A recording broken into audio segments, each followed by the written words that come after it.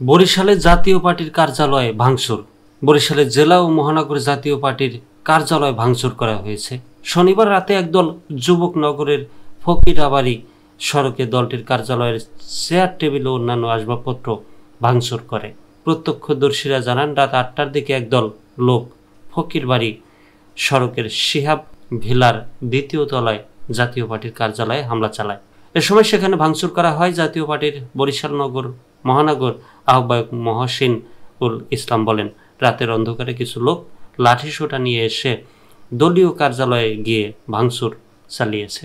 রাতে ঘটনাস্থলে গিয়ে দেখা যায় দলীয় কার্যালয়ের চেয়ার টেবিল ও আলমারি ভাঙচুর করে তছনছ করা হয়েছে। এছাড়া দলীয় সাইনবোর্ডও ভেঙে ফেলা হয়েছে। এ বিষয়ে জানতে চাইলে কোতোয়ালি মডেল থানার ভারপ্রাপ্ত কর্মকর্তা মিজানুর রহমান বলেন, ভাঙচুর হয়েছে শুনেছি, অভিযোগ পেলে তদন্ত করে ব্যবস্থা নেওয়া হবে। এর আগে শনিবার বিকেলে জাতীয় পার্টির চেয়ারম্যান জিএম কাদেরের রংপুর বাড়িতে ভাঙচুর ও অগ্নিসংযোগের প্রতিবাদে বরিশালে বিক্ষোভ মিছিলের আয়োজন করে জাতীয় পার্টি। এতে লাঠিসোঁটা নিয়ে হামলা চালায় একদল ব্যক্তি। এতে জাপার অন্তত ৬ নেতাকর্মী আহত হন। এ সময় জাপার নেতাকর্মীরা হামলাকারী এক যুবককে ধরে পুলিশের কাছে হস্তান্তর করেন।